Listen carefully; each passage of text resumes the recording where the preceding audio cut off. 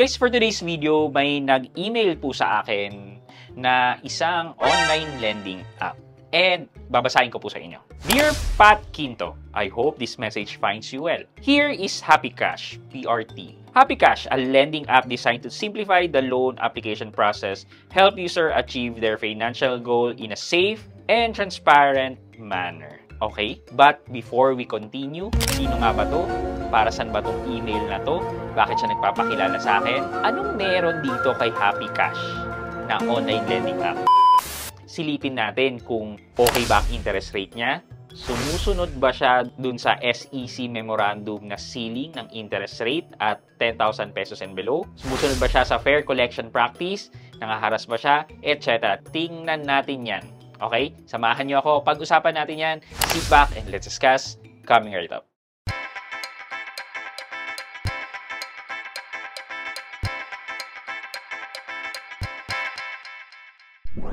Hi guys, this is Pat and you're in Pat Quinto's Review TV. So if you're newer in my channel, I do reviews about personal finance na meron akong experience or meron akong knowledge na ginawan ko na yan ng videos and playlists na makita nyo dito sa taas. At kung bago kayo dito sa channel ko, you may want to consider subscribing to my channel. Okay guys, tuloy natin. We have been following your YouTube channel and are impressed with the quality and engagement of your content. Wait, hindi po ako naniniwala. Especially your honest review of fintech products, your insights, na medyo ano to templated. Siyempre, ang gagawin nila dyan ay, wow, ang galing-galing mo naman magsalita, whatever, para makuha nila yung logo. Uy, ang galing-galing ko naman. Galing ko magsalita. Ewan ko. Ito. Sabi niya, we would like to invite you to test and review our app, Happy Cash, and share your thoughts with your viewers. The app provides user with the access to fast, flexible, whatever loads. Okay. Here's what we propose. Compensation for the review. We are happy to offer a collaboration fee which can be discussed based on your usual rate. Well, wala pong usual rate kasi hindi naman po ako nakikipag-collaborate talaga. Ang existing na collaboration ko po is with Ownbank. If you use my referral code with Ownbank, makakatanggap po tayo parehas ng 300,000 na trial voucher which is katumbas ng 40 pesos. So yun lang naman. Kasi kay Ownbank, nakipag-partner ako sa nila kasi it's savings, di ba? Makakatulong to, tool to si Ownbank para mapalago yung pera natin or makapag-save tayo. Pero for an online lending app, I would never do a collaboration or paid collaboration. Except na lang kung maganda yung lending app na yan. Like, yung mga legit talaga. Like, Maya, ganyan, Bilis, Zed, yan, credit card kasi yon. Mga traditional banks. Why not? Kunin nyo po ako. Anyway, going back. Sabi niya dito, creative freedom, we encourage you to share your honest feedback and opinion about the app. We trust your creative approach and we want the review to align with your unique style alone.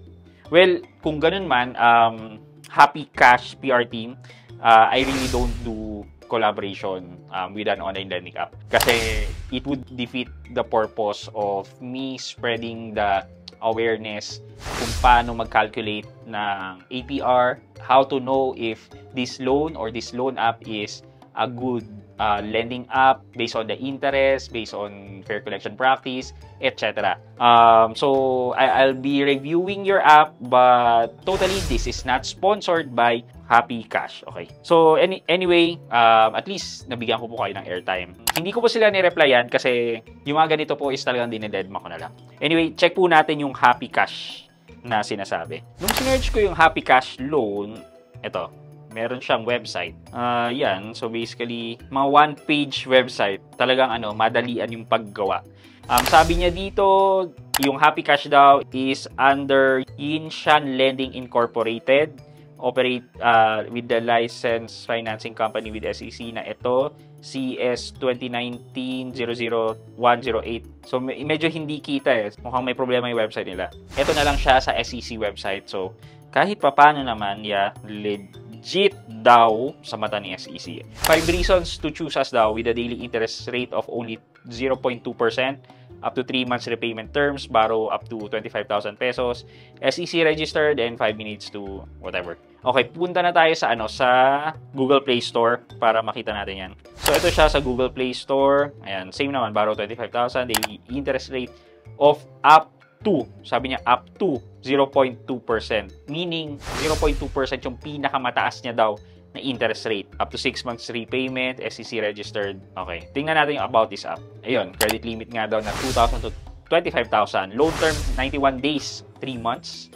to 180 days. So, minimum ba ito ng 3 months? O ito na naman yung 7 days, then extend. Ewan ko, 0% processing fee and the maximum annual percentage rate or APR is 180%. Meaning, that's 15% per month daw, kung tama to. Kung tama to, sa tingin ko, check na sila doon sa memo ni BSP about the ceiling on interest rate. Punta na tayo sa rating kasi doon natin makikita yung calculations. Okay, ito. September 15, nice. Best up daw. I hope it's unang-una pa lang. I hope it's my loan will approve. Oh, parang ano to, 5-star, I'll rate you 5-star. Then i-approve mo yung loan, yung request ko for loan. This was supposed to be my 3rd loan, yet I got denied. I reached out to your customer service. I settled my loan in advance, which was September 11, and my due date was September 12. I got an issue with the payment center, and posting still validated and sent you proof my payment. September 15, I got confirmation that it was already been posted. Ito naman, hindi na siya nakareload. Iba, auto-decline. Please approve my application. I'm waiting for approval. Easy application approval. Application is very fast and convenient. Hanap tayo na ng merong sustansya. Okay, so medyo wala akong makitang naglalagay ng amount dito. But dito meron nakalagay, I got approved, I've been scammed by them. Thankfully, I calculated it. They gave me 5,200 credit, but the interest and charges for 14 days is 8%. For 20 days, it's gonna be 16%. Kung ito yung pagbabasihan natin, sabi niya 8%, 0.08 or 8% daw divided by 14 days. Lalabas na 0.5% per day. I-multiply natin to by 365 days. Lalabas na 208% ang APR niya. Based yun dito sa sinabi nung isang nagre-review. So far, nakikita ko dito sa mga 1 na star rating ay tungkol sa application nila na they are stuck at 95%, tapos nade-decline sila, tapos nagrereklamo na sinasabi na slow approval daw siya. Ito, rejected my application and wants me to apply again. So yun, kaya sila nag-rate ng mababa. Ito namang mga 5-star, yan, more on na naghihintay sila ng approval, kaya sila nag-rate ng 5-star.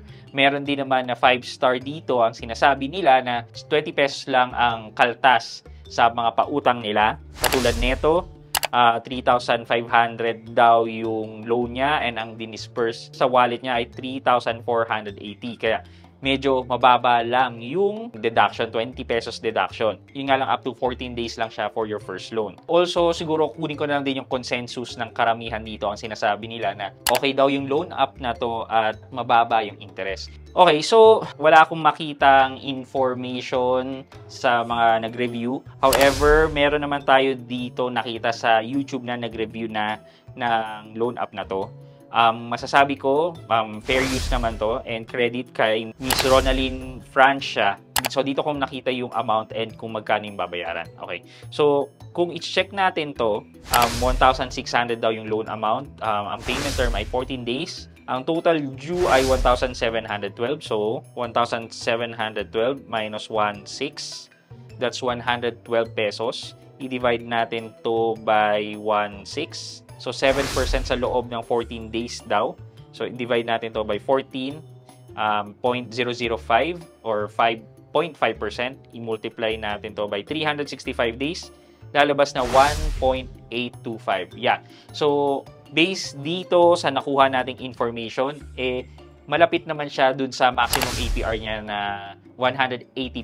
So, if this is the case, well, masasabi ko na sumusunod nga siya dun sa memorandum ni BSP about the ceiling na interest rate. And then, checking the rating, wala akong nakita nagre-reklamo about fair collection practice. Meron lang, sabi dito na tawag ng tawag, yes.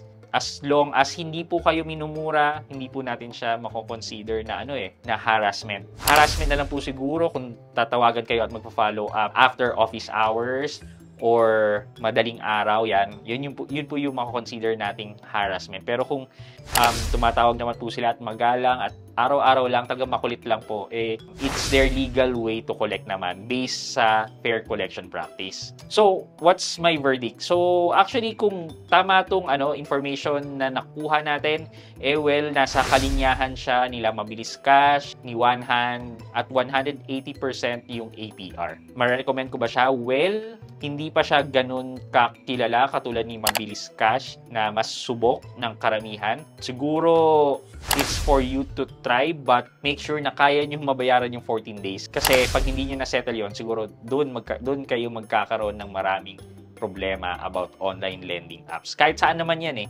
pag hindi nyo na-meet yung payment due date nyo, well, doon kayo magkakaroon ng maraming problema. But for me pa rin, kung kaya nyo na wag umutang sa mga online lending apps and go to the trusted one, well, mas okay po doon kesa sa mga online lending apps. Okay, for our question of the day, nakita nyo po, di ba, na nagre-review po tayo and mostly kinukuha natin yung customer feedback sa pagre-review natin. Ang question ko po sa inyo ngayon, gaano po ka-importante ang customer feedback sa consideration nyo sa pag-loan or pagbili ng product, etc. Gaano po ka-importante yan?